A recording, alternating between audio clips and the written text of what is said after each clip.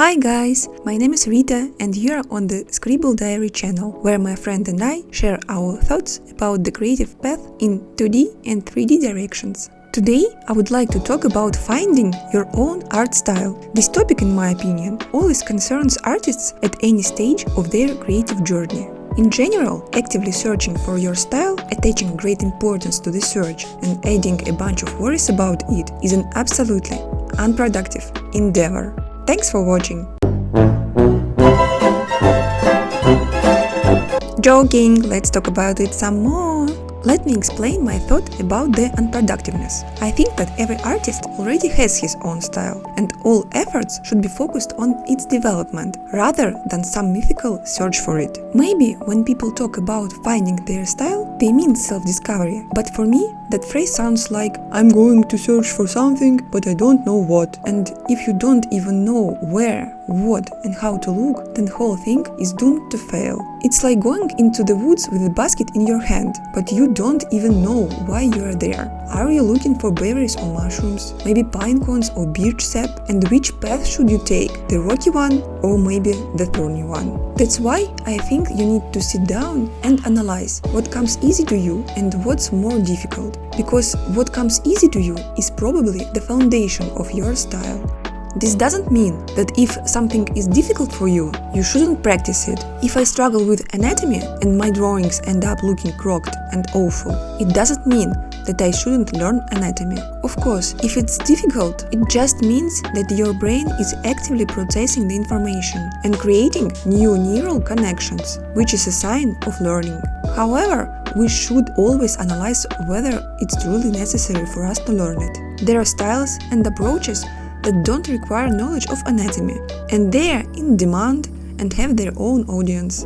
For example, after practicing for a long time to find my style, I realized that realistic portraits and images are very difficult for me. I get bored drawing nature exactly as it is. I want to play around, distort shapes and colors, add something of my own. No, I'm not saying that I never want to draw nature. Drawing nature is important and useful for understanding many principles, such as anatomy, color and light. I need room for maneuver to enjoy the process, namely the ability to stylize, simplify and modify in my personal and work projects. And I realized this after doing some exercise to develop style. Now I will tell you more about them. At the beginning of my art journey, I spent a long time doing speed paints of simple still lifes. This is when you have a set amount of time, for example an hour, to produce the finished picture. It doesn't matter how you draw it. The benefit of this exercise is that you are not thinking about the techniques themselves. Instead, you are thinking about how you can draw comfortably and efficiently to complete the task faster. Through these exercises, I realized that I really don't enjoy doing the line work, but playing around with brushes and experimenting with color and stylization is definitely my thing. I love this method of style development because I get to draw everyday objects. And at the end of the hour, when I see the result of my work, I'm not too upset if something didn't turn out quite right. For me personally, it would have been much more traumatic to speed paint people or animals at the start. I always want my characters and creatures to look beautiful, and it's not always possible to achieve that in just an hour. Also, I think personal color preferences have a big impact on developing style. While doing still life paintings, I realized that working with the red color is very difficult for me. It's like I get stuck and don't know what to do with it, what shades to use, how red works with other colors. The drawing process slows down and seems to stretch endlessly. I want to finish the work as soon as possible, but it seems like it has no end. No, if there is one or a couple of red objects in the drawing, it doesn't panic me. But if you know, there are such setups as red still life, where all objects are different shades of red. Oh, that's my personal hell. However, still lifes with cool tones always turn out more interesting and lively in my artworks. So when I work with blues, light blues and purples, it feels like my hand just glides across the canvas effortlessly. I don't even feel stressed or pressured. My mind can be occupied with other thoughts, and the drawing just seems to come together on its own. And before I know it, time has flown by. So, another advantage of speed painting in developing your style is finding your weaknesses. For me, it's working with red color, as you may have noticed. For about a year, I focused on drawing still lifes. I mean, not the Dutch still lifes, with fall and big bunch of objects, but the simplest setups of ordinary everyday things. Boxes, bottles, hand creams, anything that comes to hand. Again, it's less hassle with thinking for what to draw.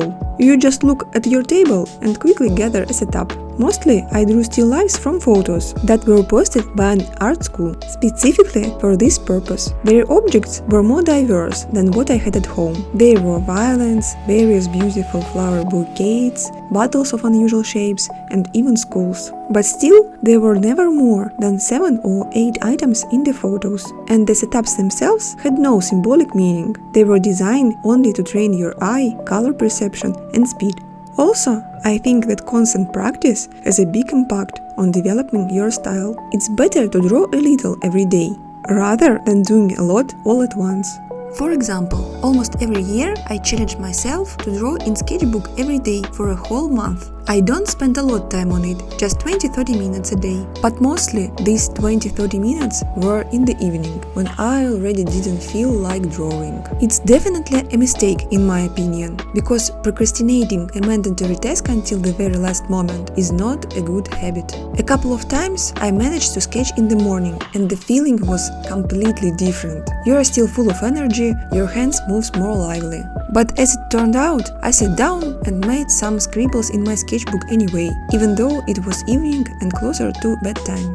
I chose to draw what I like according to my mood, so that the page would fill up faster. I sketched animals and people, full-length figures and portraits, as well as separate hands and feet. In the process, tiredness passed and excitement appeared. What else can I draw to fill the sketchbook page as densely as possible? As a result, while filling one page after another, it seems nothing changes in your drawings. It seems there are no improvements, but if you compare the first and the last page, the difference in the confidence of the hand and lines will be obvious. Again, this exercise is very similar to speed painting of still lifes, when you need to draw a more or less finished sketch as quickly as possible in a short time. Therefore, I think that arranging such marathons for yourself from time to time is also useful for developing your own style. So guys, what I want to say, summarizing everything about developing your own style, is that you should approach it in a simpler way. Always remember that you already have a style inside of you.